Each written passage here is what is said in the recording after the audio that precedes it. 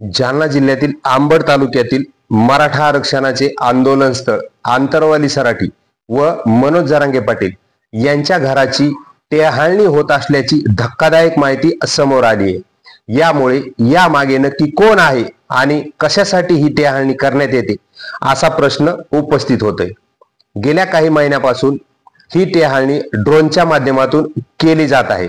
या टेहाळणीत आंतरवाली सराटी येथील आंदोलन स्थळ व मनोज जरांगे पाटील यांच्या घरावर ड्रोन हवेत स्थिर ठेवले जात असल्याची माहिती समोर येते। संपूर्ण गाव शांत झाल्यानंतर मध्यरात्रीच्या सुमारास हा प्रकार होत असल्यामुळे आणखीनच संशय वाढला आहे। परंतु ही टेहाळणी कोण करीत आहे, यामागे त्याचा उद्देश काय, आदीबाबत शासन आणि प्रशासनाने याची सखोल चौकशी करावी अशी मागणी मराठा आंदोलकांकडून होत आहे। या आंदोलनाची धग महाराष्ट्रासह संपूर्ण देशभरात पसरली असून यामुळे या टेहाळणीबाबत वेगवेगळे तर्कवितर्क लावण्यात येत आहेत। याबरोबरच या टेहाळणीची सोशल मीडियावर मोठी निंदा होताना दिसून येते।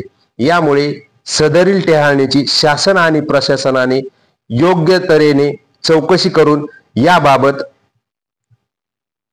सखोल माहिती घेऊन यामागील सूत्रधार कोण आहे हा शोधावा अशी मागणी होते। दादा ते पुण्यात पाडले होते, पाडले नाही ते कोसळले, ते पाडले घरात कोसळले, खेड खेड पाडलेले और गेट लावलेलं नाही का समोर इकडच्या बाजून येतो ते कवा बी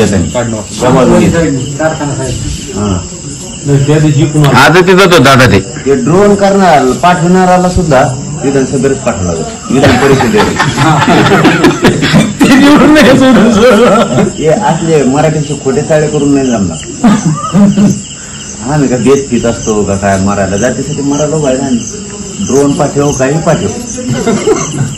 काल पडेल खरं सांगतो तुम्हाला बरं का, काल माझा जीव लय चिडला यांना आपण आशे रोखत नाही, म्हणजे काय म्हणून त्याला आपल्या निष्ठेने रोखू शकत नाही।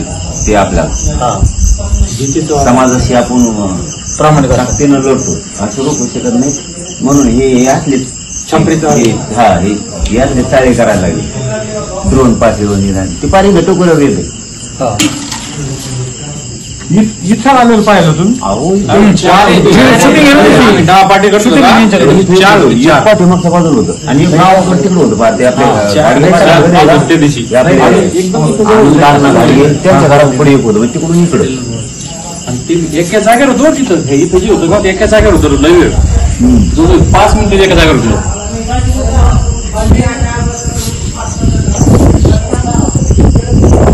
विमानाची वेगवेगळीच कोणाचे बघा ड्रोन देत असतो